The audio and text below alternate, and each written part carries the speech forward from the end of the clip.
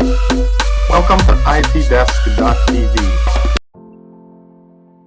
Welcome to itdesk.tv, unlocking doors. Now we've got a lot of comments coming in asking us about the Data Protection Act 2020 in Jamaica. And so we decided that we're going to do a presentation today, one that you can share with anyone that you know that the Data Protection Act is going to impact. And that's everyone who is running every business of every sort across Jamaica. As long as you're taking information from your customers, their names, their telephone numbers or email or other information, you're going to need to know what to do and understand what this act is all about. All right, so let's go. Data Protection Act 2020. Okay.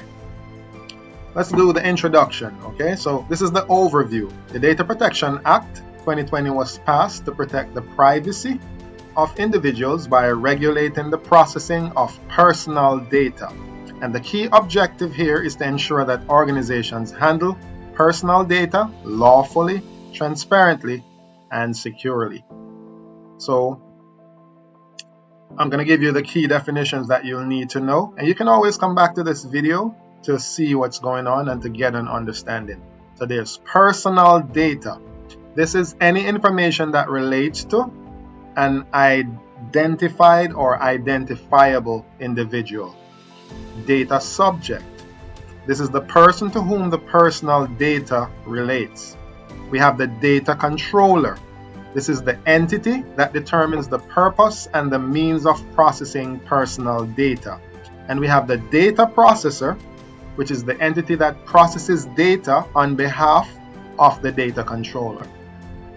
So the personal data, it's relating to the person or the customers, the people you're doing business with. That's their information that identifies them. Their name, phone number, address, things like these. The data subject, that's the person themselves that we're talking about that you collected personal data for. The data controller is the person who owns the business, the business itself. You need to decide why am I taking information for this data subject? Why am I taking personal data for this data subject? Do I truly need all this info? I should take the minimum information that I need from this person in order to provide said service. And then you have the data processors. That's an entity that processes data on behalf of the data controller. And when we're saying this, we're talking your banks, the persons that you store your cloud information with, and so forth. All right. There are 8 principles, the 8 data protection principles, and we're going to go through them right now. Fair and lawful processing. Now, this means informing data subjects about how their data will be used and ensuring that data processing is legal. All right. You want to get some legal opinion. Get a lawyer on a retainer if you can. That's a word to the wise. Then you have purpose limitation.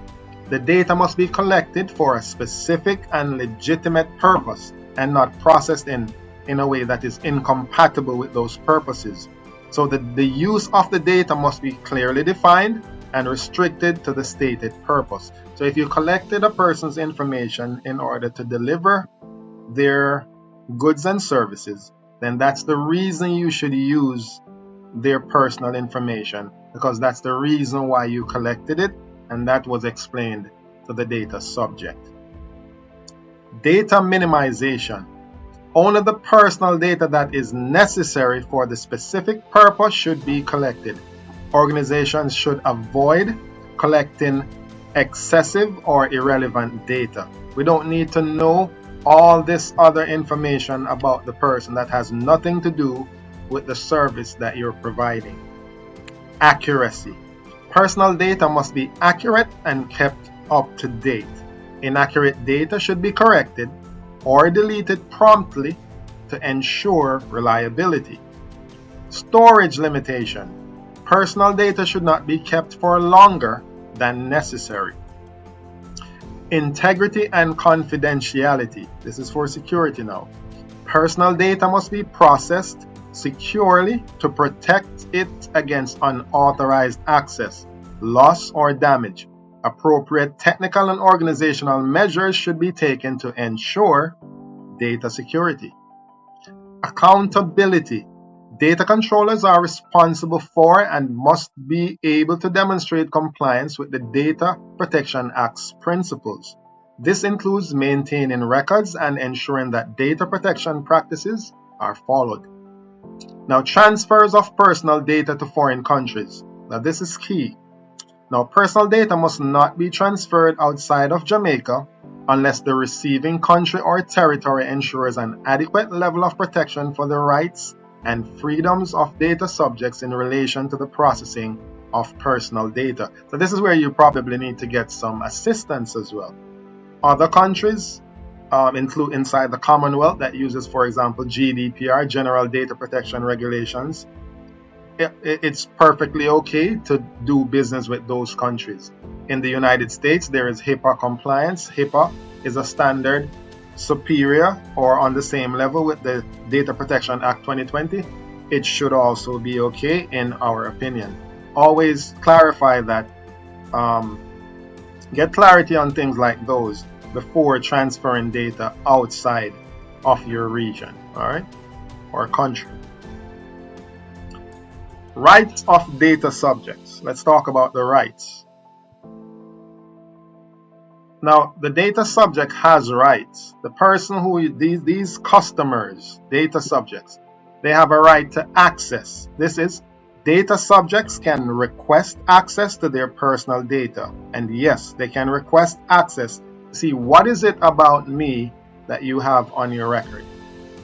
The right to rectification. Individuals can request corrections of inaccurate data. I can tell you my phone number is not correct. Please change it. I've moved from that address.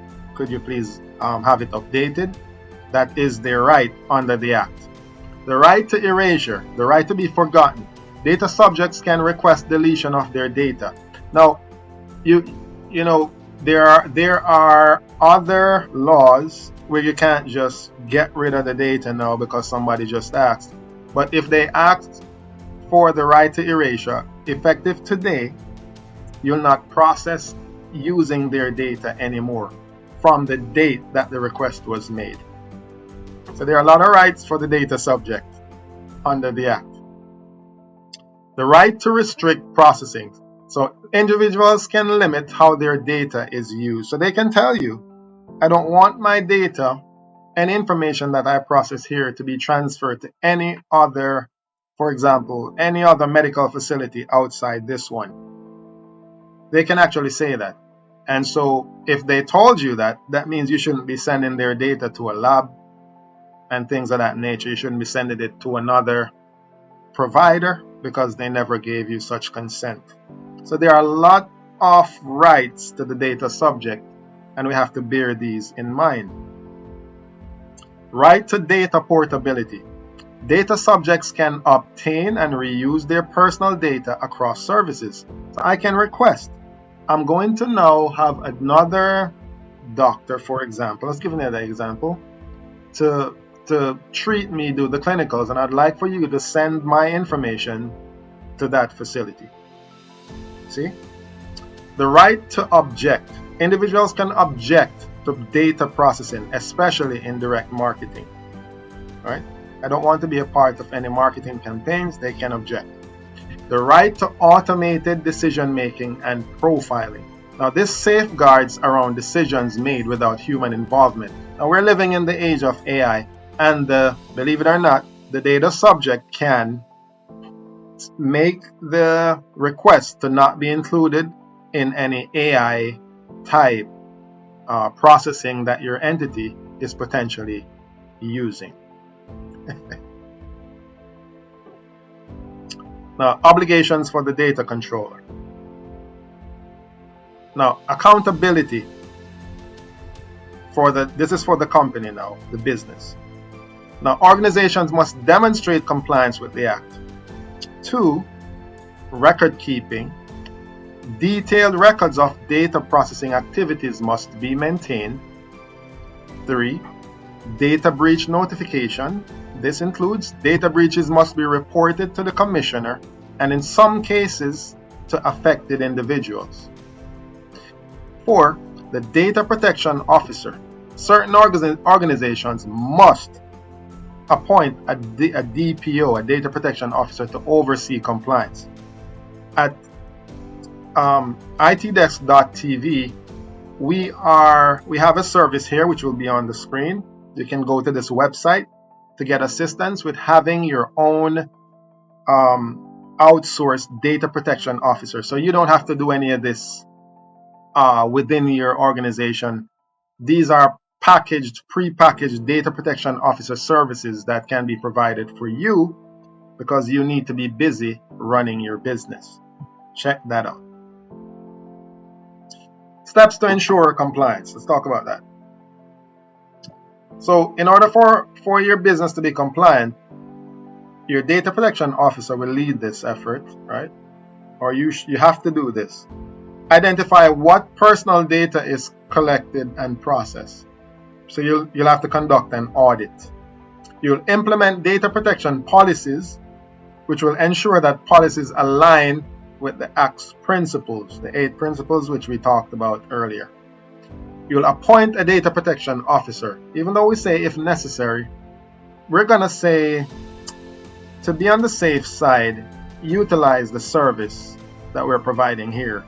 If you don't have the time to really put in this kind of work on your own, or to look around to try to find someone who knows what to do, there's a service provided here.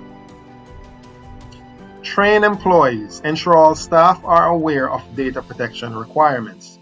Review contracts. Ensure contracts with third-party data processors include data protection clauses. And prepare for breach notifications. Set up processes to handle data breaches and notify the commissioner. In conclusion, and I know it's a lot, and I had to go through it pretty quick. I didn't want to keep it too long. The Data Protection Act 2020 is there. It provides the steps to safeguarding personal information that organizations are being held accountable for, and for processing activities. Now you can begin now by reviewing your data handling processes and your practices and ensuring compliance with the Act. And there's my information right there if you need any additional assistance. And a website is prepared. I'm going to bring the website up. You can email info@dataprotectionjm.com for more information. So let's check out the website. So we have the data protection services here. With our cutting-edge data protection solutions, we ensure sensitive information remains secure, compliant, and private. Whether you're an individual or a business, our tailored services give you peace of mind knowing you are in trusted hands. You can start now, or you can view services. All right? So what I want you to do, for the first thing I want you guys to do is and it gives you the steps of what happens there. But you can book a free consultation. There are some of the recent clients from this website who have used the service. But you can always book a free consultation if you wanted to speak to someone. Say, example, on Monday on this date, you just choose a date. You choose a time at 10:30. You put your name, email, and put your phone number and any information that you want about your business or so, and just book an appointment. And the representative will call you, have that initial consultation, and be able to direct you. All right, and that should take care of it. So that's what you do. If you have questions while you're on the website, you can always do the chat with us, and you could enter your message. There is an AI that's on this website that can explain anything that's on the website. If you have any questions, you ask, and it will answer for you.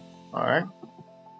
Right now, I don't think most businesses have established policies, and part of the process with this is to have policies created for your business, so you're not just winging it. You have established policies, and your staff is trained. And here's a sample of one such policy. And this is just like a data privacy policy, something like this that gets created for you. This is just one of the many policies that you'll get sorted out. So you'll have official policies for your business.